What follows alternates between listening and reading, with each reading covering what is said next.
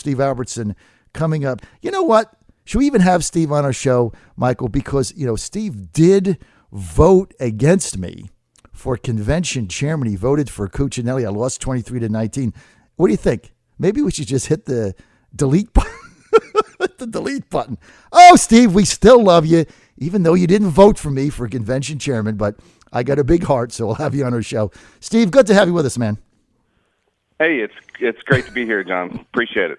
All right, Steve. So we're not going to hold that against you too much longer now. Let's get to Hey, we're all on the same team now. We're on the same team. See, Steve, you're such a good guy. So, Steve, you had a big meeting of the new State Central Committee of the Republican Party of Virginia on Saturday where you elected new officers. How did that go down, and how will that impact the balance of whether we have a primary or a convention for the 2017 Virginia statewide offices? So the short answer is that our guys, the pro-convention candidates, most of them lost. We went 2-4 on these officer elections. 1-2 lost 4, which that's only if you look at it in a narrow convention versus primary breakdown. So the more pro-primary candidates won, and a couple pro-convention candidates won. And I don't want to read too much into that because it was very, very, very close going in. We had one of our members, unfortunately, Suzanne Curran, our Western Regional Vice Chairwoman, passed away the week before last. And so, we went in even, further down than we ordinarily would have been. But that's the way it shakes out. And in terms of the second half of your question about what it means for next year in 2017, I think the operating assumption among most members of State Central is that we're going to have a convention. In fact, on Saturday we had a walkthrough of the John Paul Jones Arena, which is a fantastic state-of-the-art facility that is going to give us a great opportunity to run a convention very well with electronic voting and vote tabulation. It's going to go a lot quicker than people are used to. And that gives us a tremendous amount of money a tremendous amount of ability to raise a lot of money, walk away from a convention with $500,000 or $600,000 in the bank. End of it, really making the party independent and effective in terms of how it advocates for our candidates and causes. Okay, so some were telling me, Steve Albertson, that the pro-convention forces on State Central, which is going to make this decision in, I think, August, right? Your next meeting in August?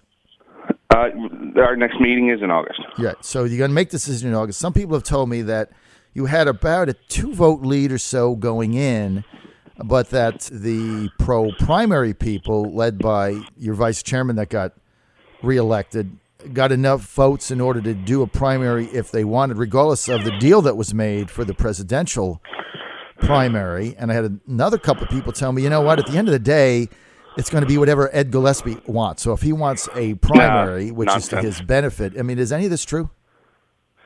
Well, there's a little bit of truth to what you just said. First of all, let me address the last part. As far as I know, and from what I've heard, Ed is really agnostic as to what the nomination method is going to be. And frankly, I think he'll do very well regardless. And as far as I can tell, Ed hasn't personally weighed in on the question, and I don't think he will. But more to the point, I don't think that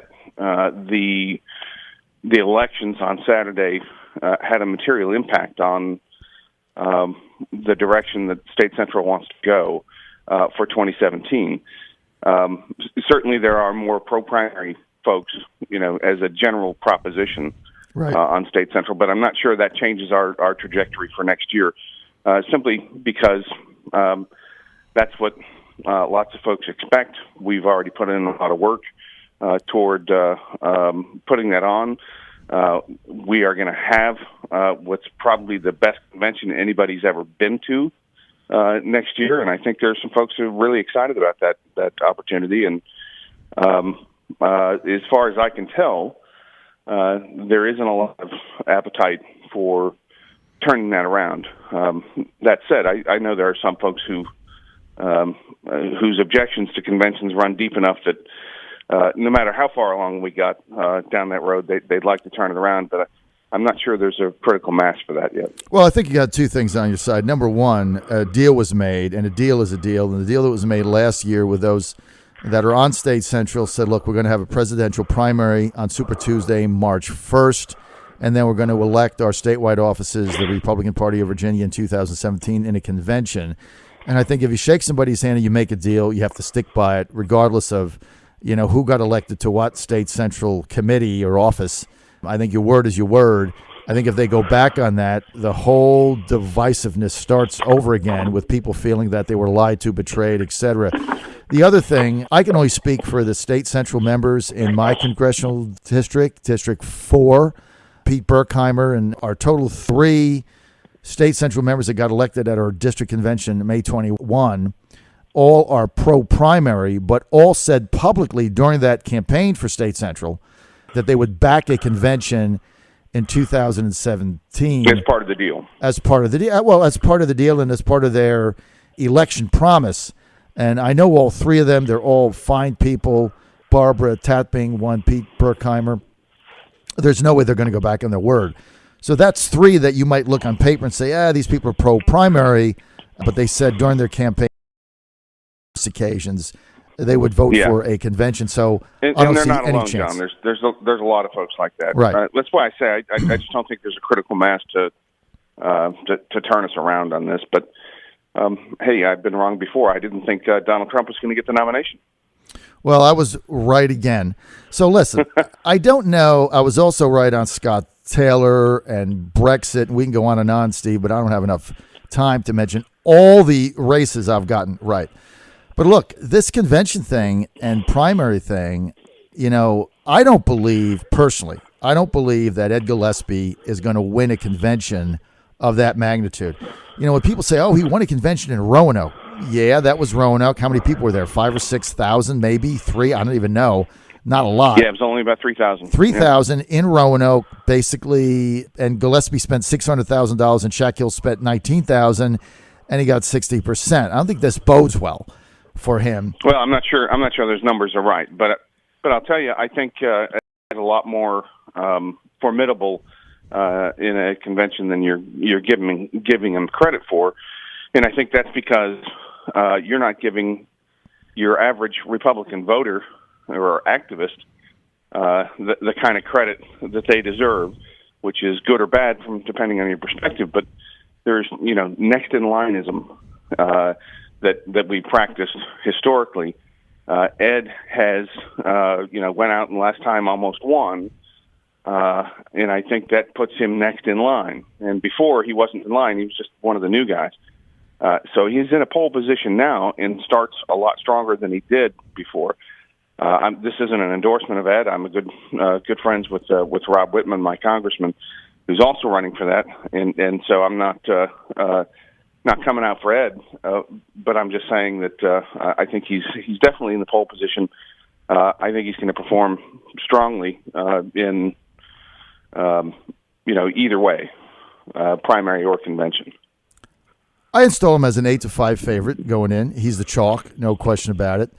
But right now we got 3 candidates in this, and my prognostication is that you're going to have about 15,000 people there.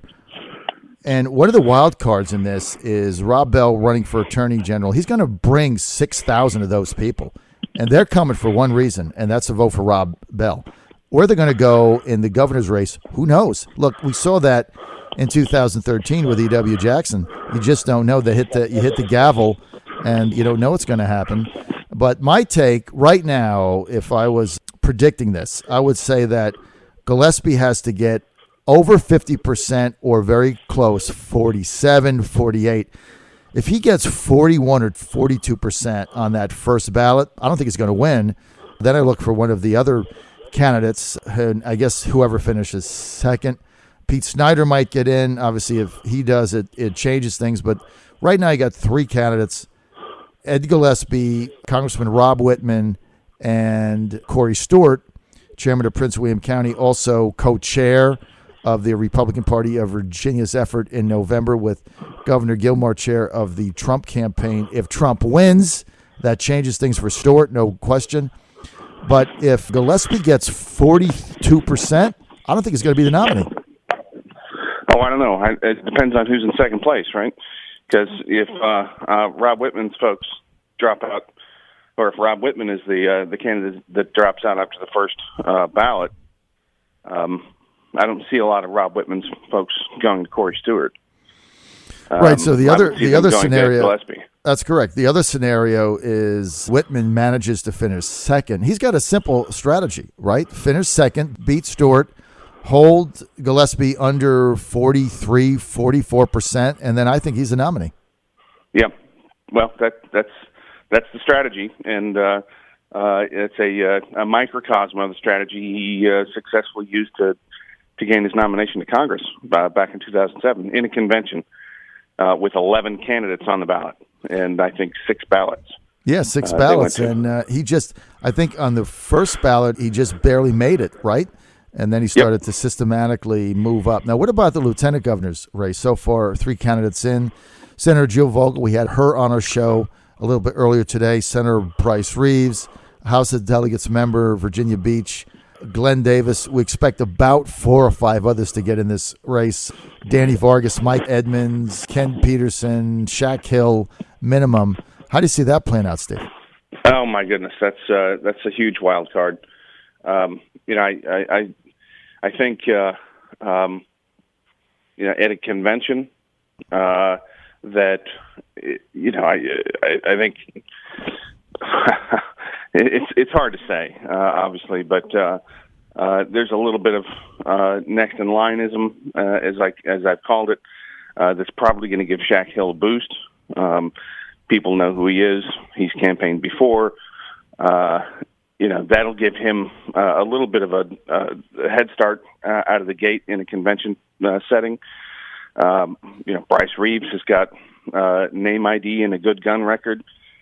Jill Vogel's got also a good gun record, and she's going to raise a whole lot of money and have the ability to reach out and touch every single potential delegate. It's going to be a race. I think it's going to be tough, and one of these things that probably goes to a third or fourth ballot. Oh, no question. You also can't count Glenn Davis out either. He's working hard. And look, Ralph Northam's going to be the Democratic governor nominee. I think Justin Fairfax is going to win on the lieutenant governor's side. I just don't see the Eileen Filler-Corn campaign being able to overtake him, but that's just my projection early. Things change. Let's get to Attorney General. And you got 3 candidates now. Chuck Smith, Virginia Beach. He isn't going to win. So that brings it down. Don't count him out. But, he's not going to win. I think he's certainly in a distant third at the moment. He's a distant third. He's not going to raise the money, and he's going up against the Rob Bell thing. Rob Bell's a juggernaut now. I never seen anything. Does this guy ever sleep? No, he is the hardest working man in Virginia politics. This guy's unbelievable. By a mile. He's everywhere. I've never seen anybody who is so completely and totally dedicated to being everywhere all the time. And he carries his own stuff. He puts his own signs up. He knows everybody's name. He is, and he's constantly professional and knowledgeable. And this is no knock on John Adams, who is, exceptionally bright, knows what he's doing, obviously very conservative. So we've got 2 great candidates. It's going to be, I'm not counting Chuck Smith out yet. I know he's got some qualities that are, I think, going to be attractive to a lot of delegates. But at the end of the day, right now, we're looking at is a Rob Bell juggernaut. He has made, contact with, in a high-touch way, you're right, all of your likely delegates. Yep. repeatedly. I mean, the guy so is he's going to be hard to beat. The guy's just relentless. I mean, he sends everybody a personal card every time he comes in contact. I don't know how the guy does it. Look, Adams is going to make the case to delegates at the convention that he's a better November candidate, and he's got a great resume. He's a fabulous speaker. He might have a shot, but the Rob Bell thing is just, I mean, it's just overwhelming. We'll see what plays out. I'm out of time. I want to thank Steve Albertson for being with us. You can follow Steve at Bull Elephant. You can also read Steve on thebullelephant.com. And he's also a national delegate. He's a state central member, and he's on the arrangements committee, so he's picking the flowers. Steve, good to have you, man.